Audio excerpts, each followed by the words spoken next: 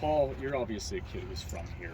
To have the moment to sign the first team contract with your hometown Sounders, what feelings went through you in that moment?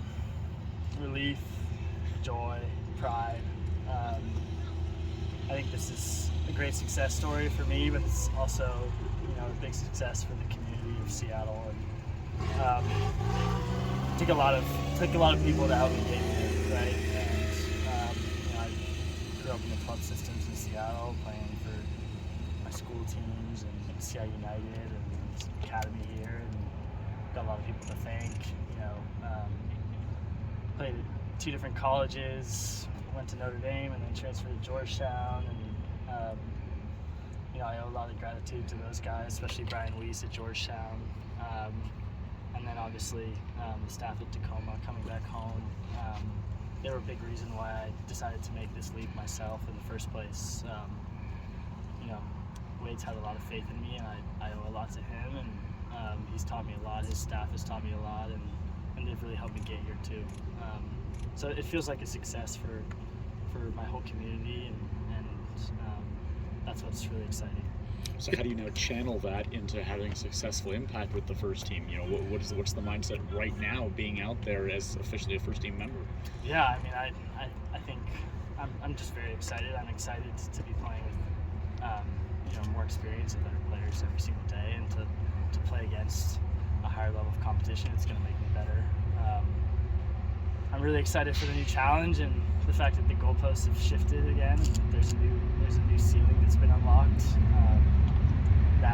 That feels really cool and exciting, and it's a new chapter in this journey that I've been on with a bunch of different people. It's pretty nice to talk about yourself, but what is it about Paul Rothrock that it's different, that maybe got you to the point where you are right now? I think I've been through quite a lot so far. I think it hasn't made a whole lot of sense until I've been able to look back on it. The road looking back now makes a lot of sense to me. My first game as a pro, as a semi-professional, was with Toronto FC2. Came in the 90th minute, broke my hand. I was out for 12 weeks with a hand fracture, and then going to school, getting redshirted at Notre Dame, transferring. I feel like I've been on a lot of different teams and been on a lot of successful teams. Everywhere I've gone, found a way to win. And I think more than anything, I bring novelty right now. I'm new. I'm fresh. I bring something different to the group. I give the coaches a different look on the field. And I'm excited for the possibilities that brings for the teams here. Positionally, where do you think you're more effective in this particular group? They've talked to me a little bit about that. I think there's still a lot to figure out with that, and developing relationships with the guys.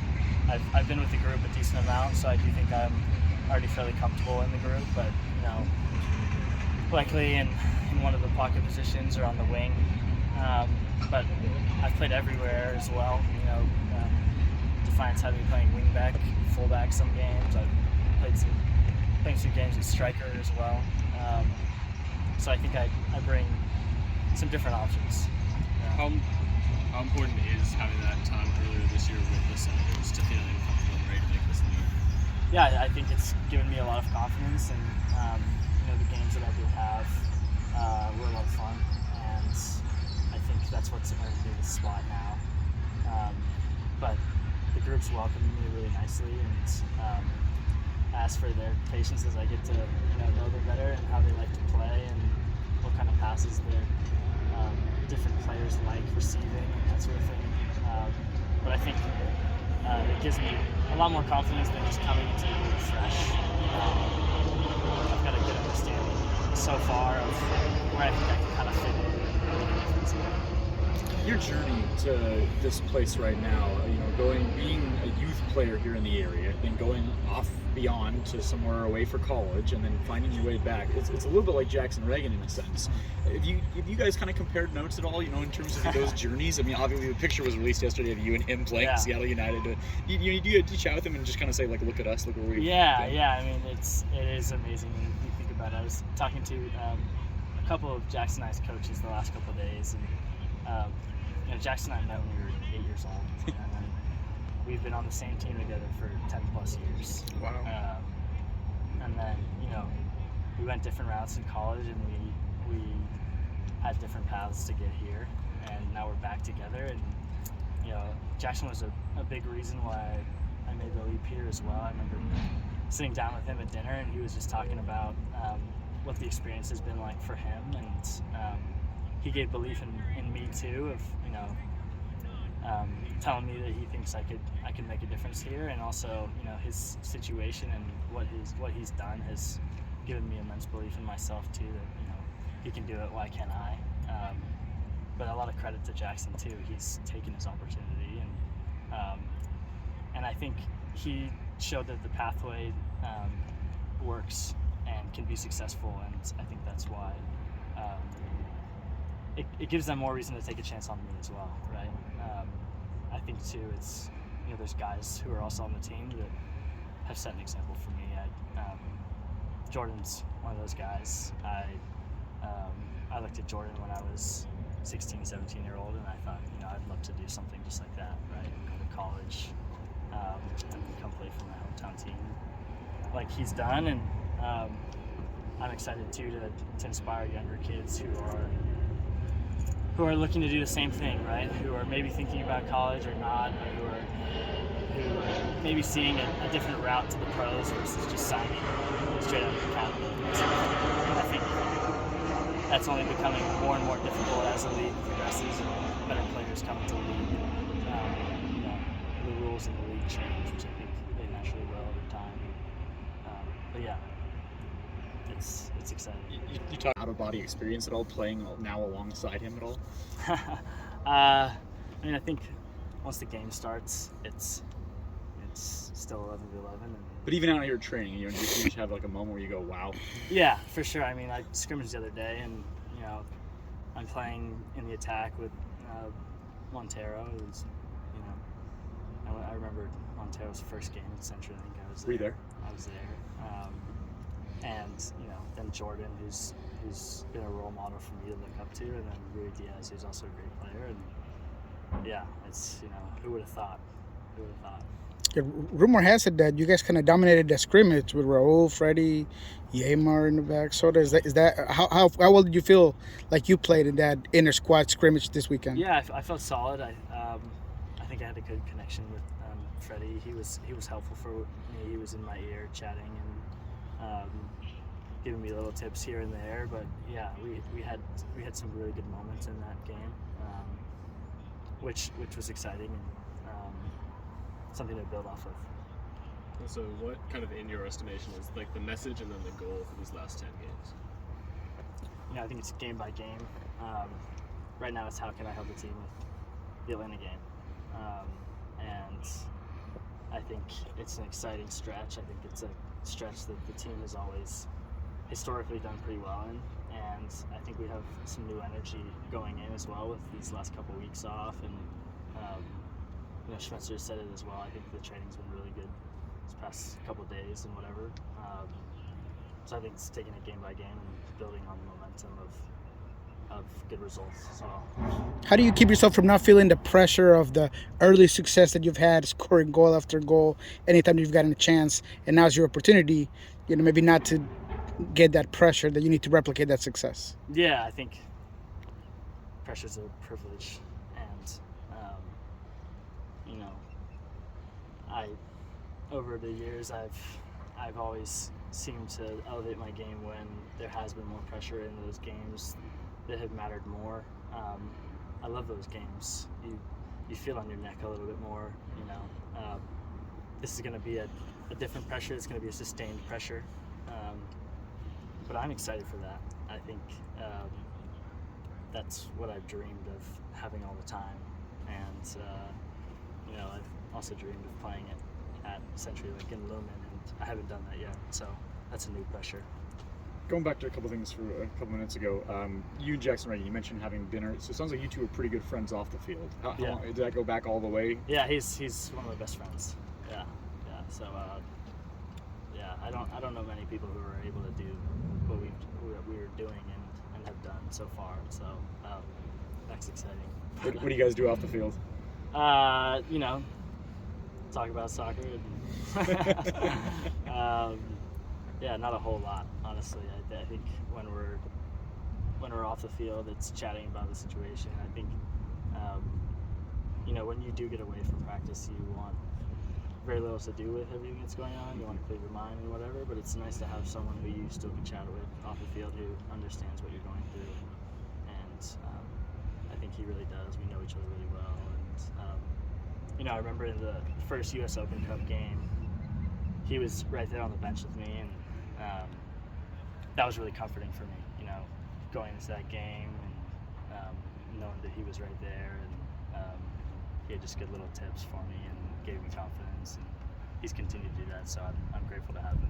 Any particular advice that you remember from him, especially now in this stage? Let me think. He's given me a lot of good advice. I think his the biggest message he's given to me is what he's shown on the field. He's shown that he can do it, and he's an example, right? It's like I said earlier, Jackson can, why can't I? And we're very different players, right? We play in different parts of the game, and obviously the size is a pretty big difference as well. But I think that's what makes us good friends as well. There's sort of like a yin yang to it, Last couple for On a personal level, who was that first call after you found out that you were signing? And usually when you sign, I don't know, people have maybe a mentality, I'm going to go get a car, I'm going to go do something with my first check. What does that look like for Paul Rothrock? Yeah, I called my dad. My dad's birthday is this week, and Oh, nice. he's been my biggest fan since I was a little kid, and I remember always coming off the field and my dad saying the same thing. I love watching you play, and that's always given me such confidence and such belief in myself. And he's always been pushing me to reach higher ceilings than even I thought I could get to myself sometimes. I remember joking about him having me try and email Liverpool, a couple of years ago when I'm fresh out of academy, and he's had so much belief in me, and it's his birthday this week, so happy birthday, Dad. And then it was my family, my mom too. They balance each other really well. She's trained in psychology, so she's kind of been like my sports psychologist throughout the years, and then I have 4 sisters and a couple of nephews. I have 4 nephews now as well, so a big support network they've all helped me get here, and they were all the first people that I called. Yeah. You talk about Last one, guys. your history and you going back all the way being a little kid. Can you remember the first time you said or thought that I want to be a member of Sounders FC? And in addition to that question, so the follow-up is at what point did you then think, wait, I could actually do this? Yeah, that's a good question. I think the inaugural match. I remember saying to my dad that I'm gonna do this one day, and when you say stuff like that, you sometimes feel a little too big for your boots. But I remember saying to them, I think as I got older, it was always just the next step, taking the next step, as I was, earlier on in my career was, I want to make high school varsity, right, as a freshman. That was my goal. And then it was, I want to play for Sounders Academy. And then it was, I want to go to college and have soccer take me to a school that I might not be able to get into with my grades. And then once I got to school, it's, you know, I want to win a national championship, and after that, I want to play professional soccer. And it's just been, what is the best next step for me, and what does that look like? And I think you go through moments of doubt too, where you're injured or whatever else, and that's where you need your support network, and I have that in spades. So yeah, I'm very lucky, and I'm excited to be here. Yeah. Thank you.